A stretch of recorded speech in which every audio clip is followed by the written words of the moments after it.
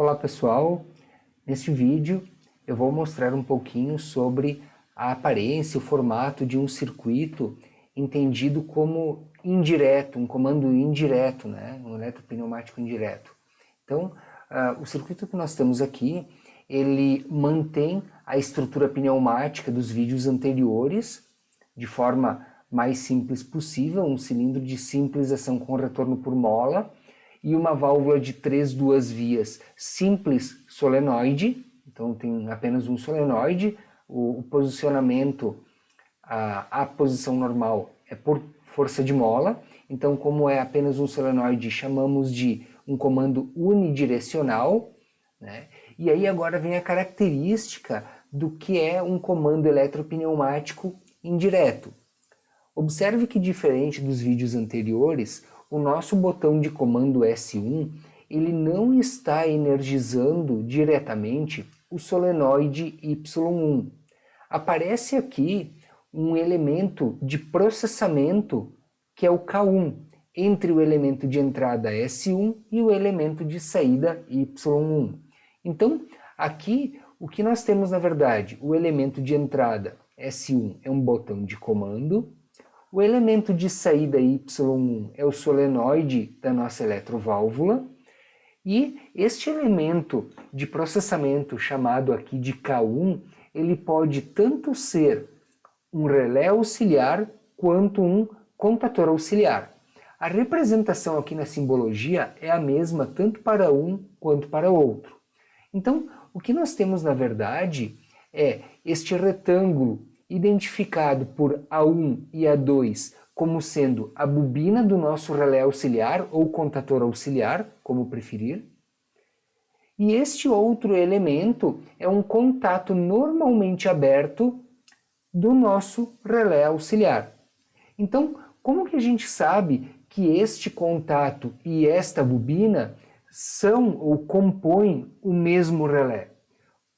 A gente identifica isso, a gente percebe isso por causa do nome que identifica o elemento. Então, se aqui nós temos o símbolo de uma bobina chamada K1 e aqui nós temos o símbolo de um contato chamado K1, significa que na prática é a bobina e o contato aberto de um único componente físico chamado relé auxiliar. Então, é muito comum aqui no circuito elétrico nós desenharmos como dois elementos separados, mas por terem o mesmo nome, K1 e K1, então entendemos que fisicamente no mundo real é uma única peça que possui essas duas partes. Vale também chamar a atenção aqui, aproveitando, que o nosso solenoide, observe que ele não tem identificação nas conexões.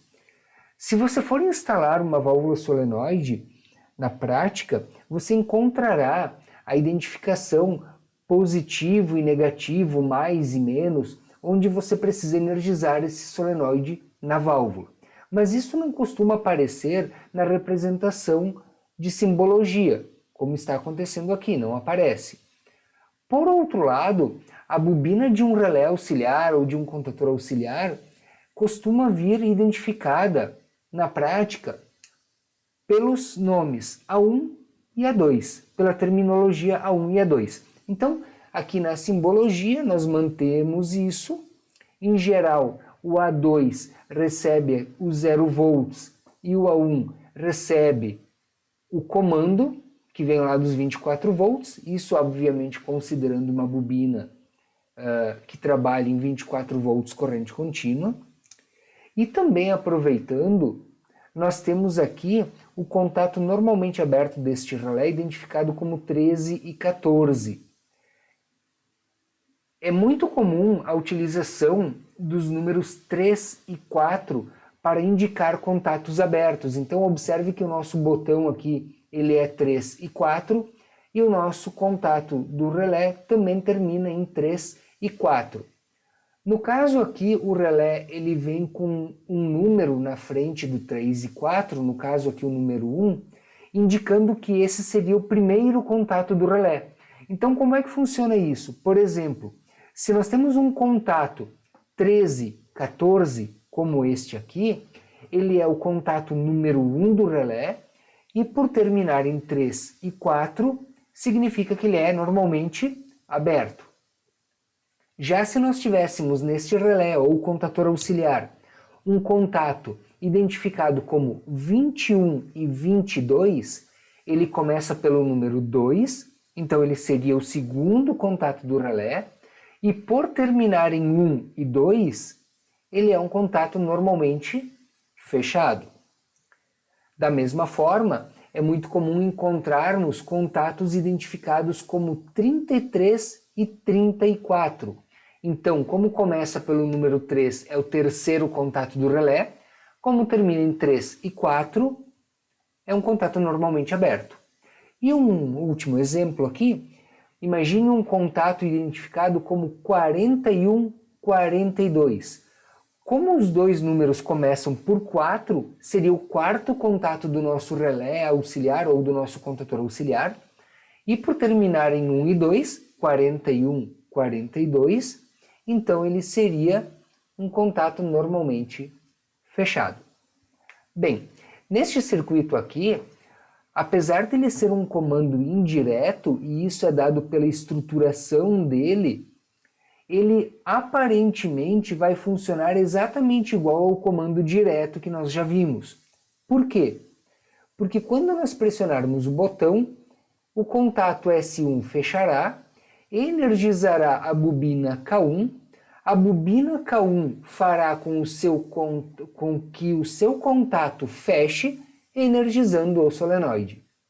Então, testando aqui o circuito, pressionamos o botão, rapidamente energizou a bobina K1 ativou o contato K1, que energizou o solenoide, e o solenoide executou o comando lá no circuito pneumático.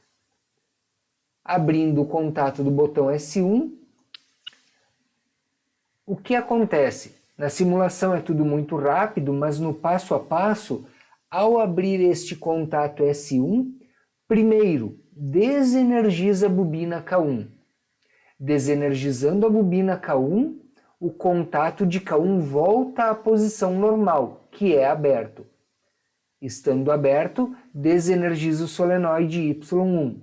Desenergizando o solenoide Y1, a válvula pneumática retorna à sua posição normal pela força da mola, permitindo o retorno, então, do nosso cilindro pneumático.